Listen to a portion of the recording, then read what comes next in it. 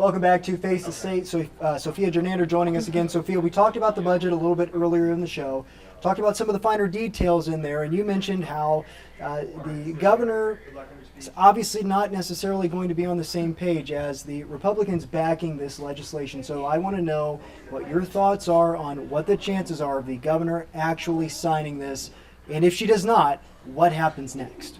Well, the main sticking point here, once again, as I mentioned, is education. She listed that as one of her main priorities in her State of the State.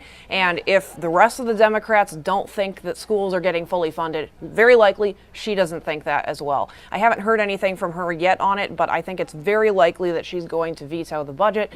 Then, of course, it goes back to debate in the House and Senate. And there's only about, 1 month left in the session, right? I know we've seen issues in other states with budgets not being passed before the end of the session, and if that happens, then lawmakers have to come back sometime late spring, early summer to figure this out. What's the deadline for that?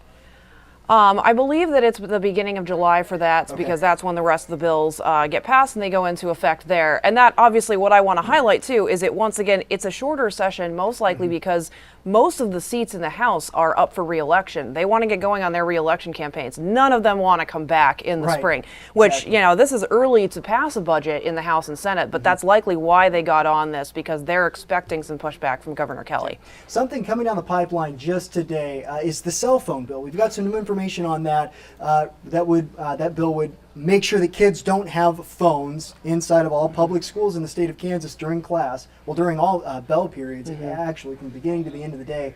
The Senate just passed that bill, right? Right, they did, but doesn't go directly to the governor. It passed out of the House, passed by the Senate, but the Senate added some amendments, which means it would go back to the House for approval.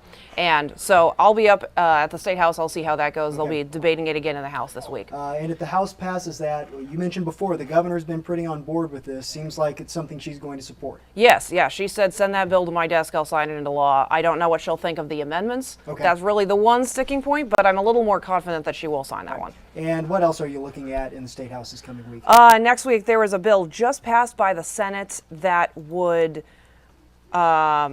give law enforcement or federal law enforcement, so like immigration enforcement agents, the ability to remove cars that are blocking what they're doing. So if you think of those incidents in Minnesota, Minneapolis, they would have the ability to move those cars under Kansas law. That bill's going to the House. I can't imagine it's going to get a lot of pushback in the House. And the other thing that I'm looking at is continuing to follow this this bill that would make clergy mandated reporters of child abuse. It passed the House, which is obviously a huge milestone. It's never done that before. But it is kind of facing an uphill battle in the Senate. There's only a few weeks left, and I don't see that it has a hearing scheduled yet. Interesting. Okay.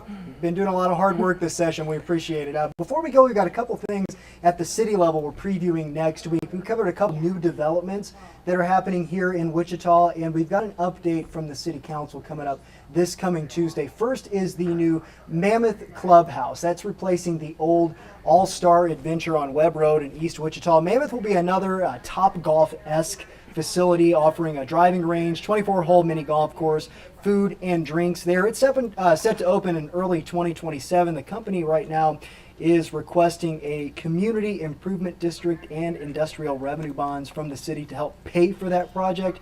City council members are going to be taking those issues up on Tuesday. Another development, this is a big one, the K96 Star Bond project. It's a multi-sport athletic complex at K96 in Greenwich. It's going to have mini golf as well, go-karts, an ice skating rink, baseball facility, among plenty of other amenities there. This week, the City Council will be voting to authorize the issuance of Star Bonds for the Phase 3 portion of that project, and those bonds will not be allowed to total more than $82.5 million. City Council going to be voting on that Tuesday. That project expected to be completed in 2028. That's all we have for you today on Face the State. Of course, much more coming up next week. We hope to see you then. Thanks for watching.